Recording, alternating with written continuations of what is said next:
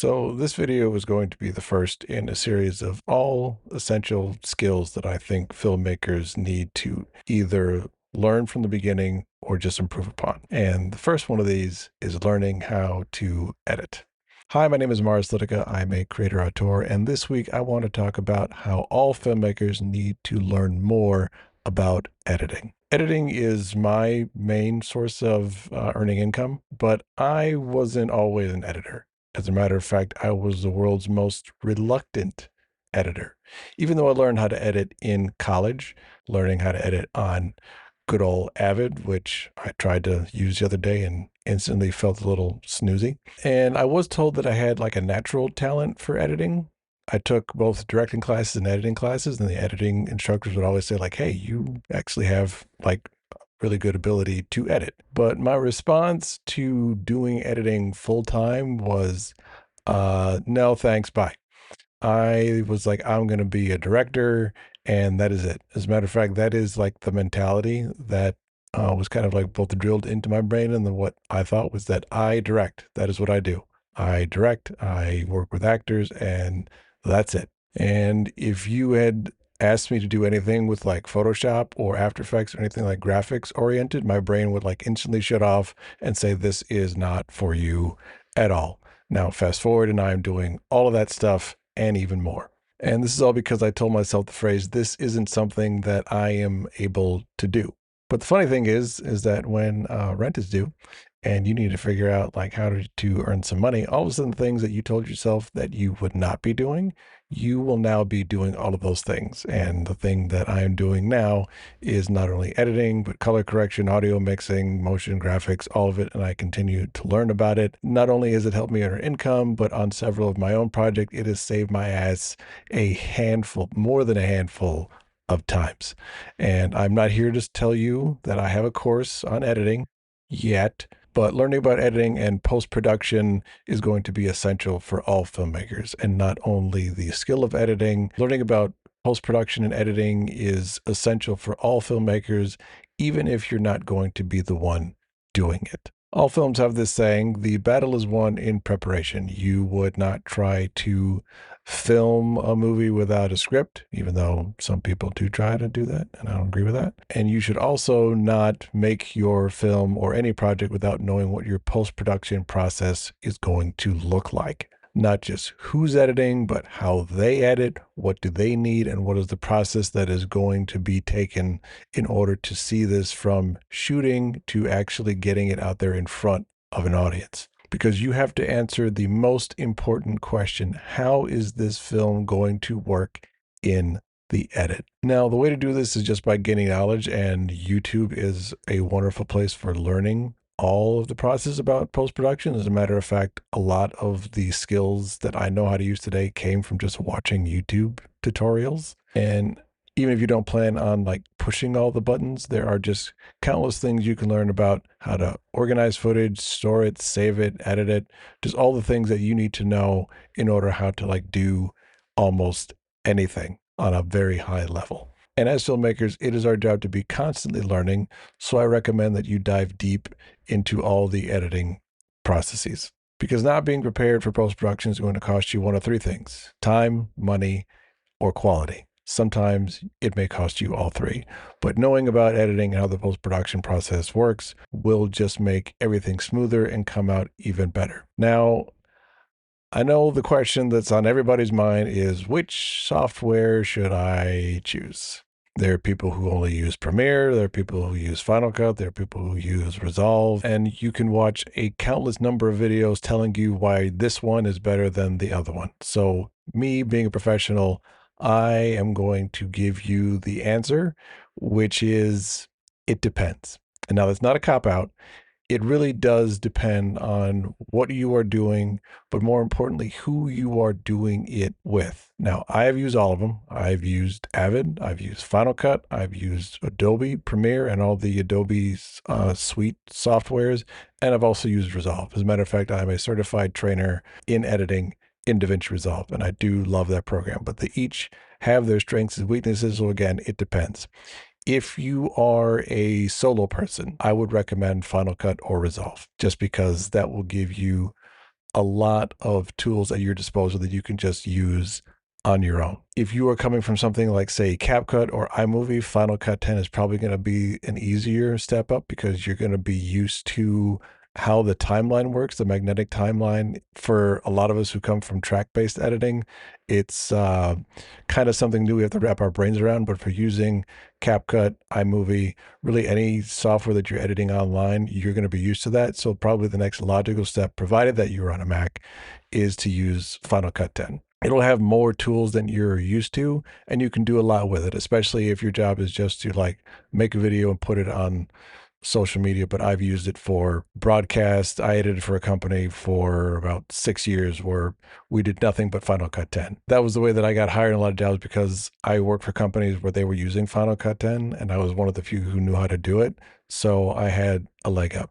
But if you're doing social media stuff or YouTube stuff and you're mostly going to be on your own and you don't really need to collaborate with other people, Final Cut 10 is going to be your jam. On the other side of the coin is Resolve. Now, Resolve is a fully functional tool that will get you everything that you will ever possibly need in one software package. You can color at a high level. It was originally a color software that I think everybody knows, but now they have expanded onto editing and motion graphics with Fusion and the Fairlight page with audio. And you can essentially edit and finish a Hollywood level film all inside of DaVinci Resolve for the most. If you have to do any kind of like Photoshop type work, you're going to need another program. But for the most part, you can do everything inside of Resolve. Now, a couple of caveats with Resolve, even though I do love the program and I am certified to use it, it is not really designed to really be a collaborative piece of software. There is a cloud function in DaVinci Resolve where you can work with other people. And Resolve has three ways of where it stores its projects. You can either store things locally, you can use a network, which I haven't done yet because I mostly use it on my own, or you can use cloud projects. Now, cloud projects are designed to work collaboratively, but I have found the larger in size the project gets, the more that it slows down. I was working on the documentary Creative Force, which is out right now in festivals. And I remember just searching for timelines because I had a timeline for every single interview that we did. It would just hang up and like stop. And I just had to eventually give up and make it a local project because that's the only way that I could work. And I had an assistant who worked with me for a little bit of time, and we tried to use Resolve as a cloud project, and he couldn't get it up and running to be fast enough. I couldn't make it fast enough. We were also using Lucid Link to stream the footage. But as soon as we went local and started sending timelines back and forth, it worked a lot smoother. So again, if you want like a high grade suite of tools and you're mostly working by yourself, DaVinci Resolve is a great way to go. And also if you have not really like stepped into editing before and you're just getting started, I would also recommend Resolve because it does feel like that is where the future of editing is going to go. And I think once they like work out the cloud sharing process, I think it will take up more market share. Now, if you want to be like a professional, I just want to edit and I want to edit professionally. That's all I want to do. And I want to work on big Hollywood feature films and TV series. Then there are two programs that you need to learn. One is Avid, which again, I know it is like super old, but that is what everybody uses because it is the best software as far as like a large scale project with lots of editors, maybe in the same place or all over the world that can all work together. There's no architecture that's quite like it yet, even though Premiere is like a good second place, but you're gonna have to learn Avid because Hollywood is very slow to change. They have a lot of projects, especially for large companies that start on Avid, and they are not about to take these large projects with hours and hours of footage and transfer them over to a new software. They may switch to another software and start using new software for their new projects, but they're still going to have the old software to open their old projects. So if you want to be a high level Hollywood editor, you must learn how to use Avid. And that brings us to Premiere. I know everybody likes to hate on it, and I do too, a lot, but you still have to know how to use it because the Adobe suite works with everything else. And especially if you're working on commercials, or even if you are working with a team or a company, a lot of them are going to use the Adobe suite.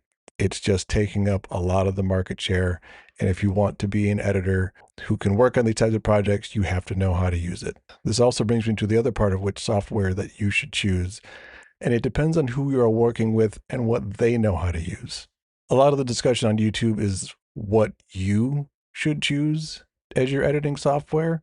And that's good if that's just you solo. And again, if it's you solo, Final Cut 10 or DaVinci Resolve are probably your go-tos. But if you are working with other people, like I have a feature film coming up that we are working on, and it's probably going to be me and my producer working back and forth. He uses Premiere. So rather than making him learn the software that I like better, which is Resolve, I'm going to use Premiere because we have to work together. And then we have to think about, okay, we have some motion graphics.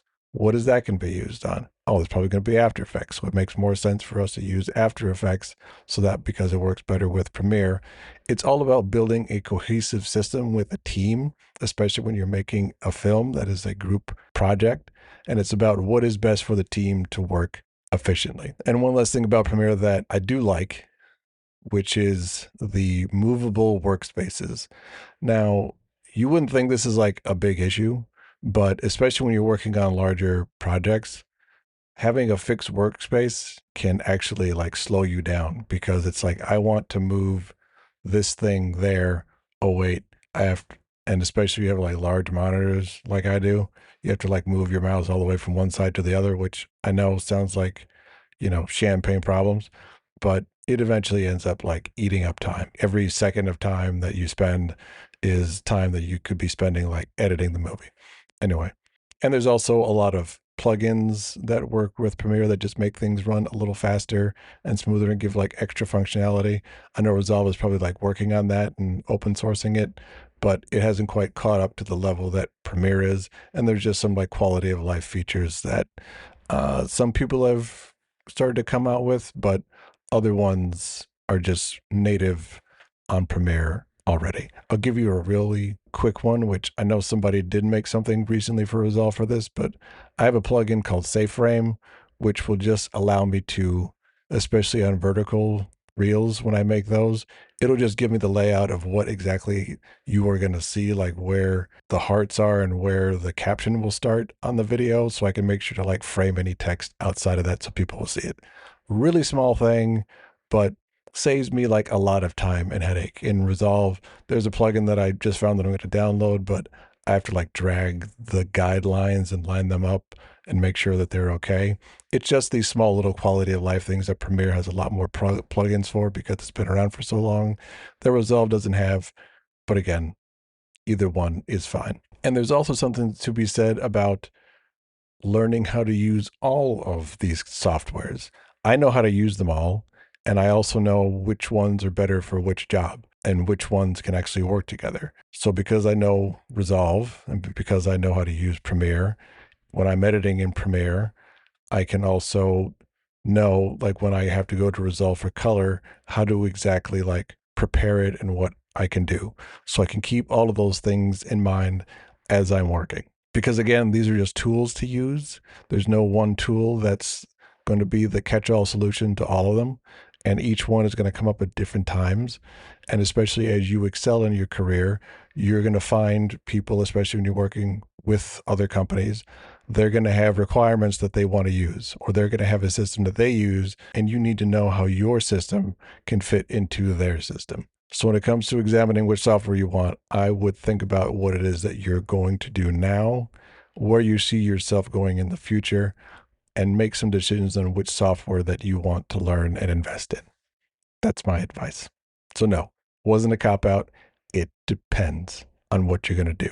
So do a little bit of self-examination, and then you'll know which software that you should invest your time and effort into. A lot of us are working on limited funds. We do not have millions of dollars to work with for our projects. If you do, hit me up. Let's talk. So we are always going to have less than what we need. And I have seen this mistake done too many times where all of the time, money, and attention is put onto the production process of actually shooting the thing because there's this attitude of like, well, we'll figure it out in post. But if you don't know how post is going to work, uh, you will either spend more money in post or you will not figure it out in post, and either your film will go unfinished or it will come out, but it will not be as good as you would like it because you did not think about post production. And this also makes you a better teammate because, again, if you have limited funds, even if you bring on an editor, if you know how to edit, you can save that editor time by organizing the footage for them because maybe you only have so many hours to dedicate to paying an editor, or so much budget. You can be like, hey, I only have this amount to pay you, but I will do all of the organizing for you. So that way, all you have to do is come in and start working. And I've done that on several projects for people where it's like, hey, I know you're like working for cheap. Only have a limited amount of time. So I will just organize all of the footage for you. So that way you don't have to do the tedious work of like syncing audio and video, which, yes, I know it's part of the job, but especially when you're working on like a lower budget project, syncing audio and video is not the most fun thing to do. It's better if you just get a bunch of footage that's already like set up for you and you can just watch it and start working. It makes everything a lot nicer, and it also makes your editor appreciate you like even more because it shows that you care about what it is exactly that they do. And you can expand upon this, like maybe your editor is going to work on some scenes and then you're going to work on other scenes.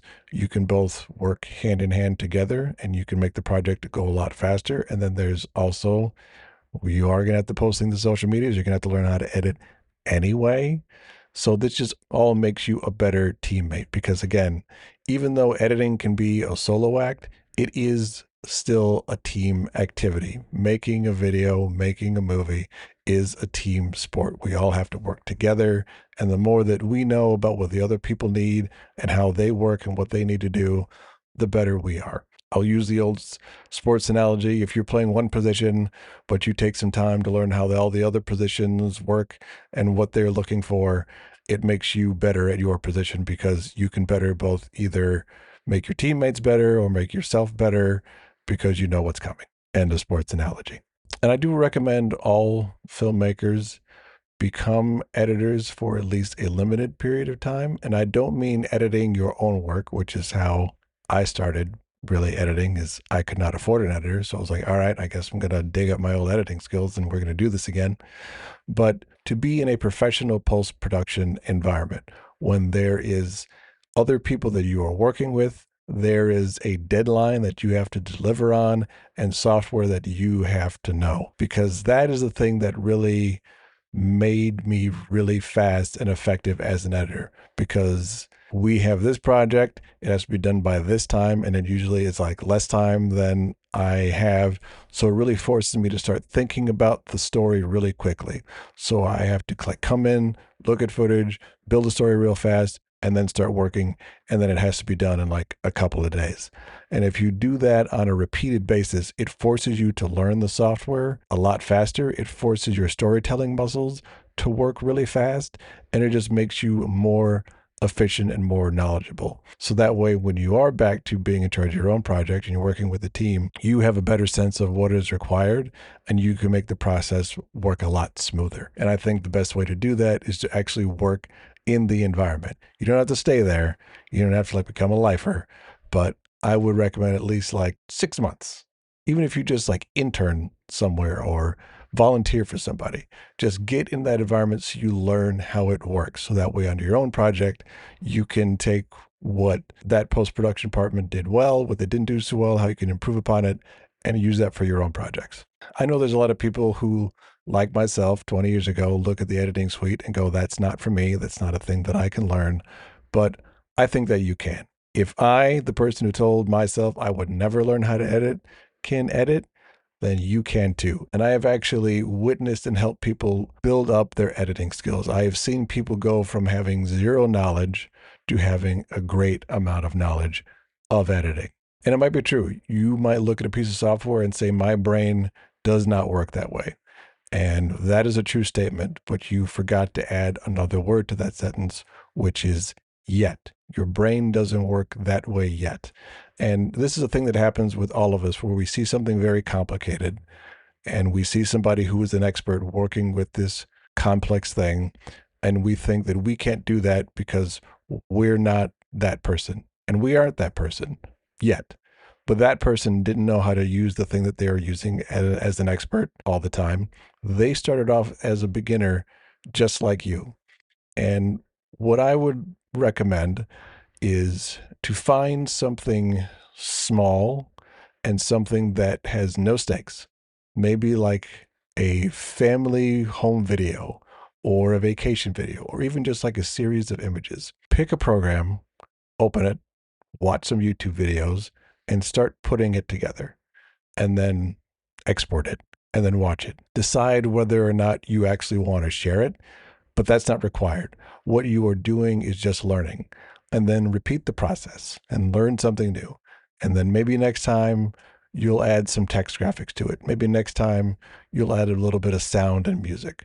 It's like exercise. You don't go from not having exercised at all to trying to be a triathlete within the first week.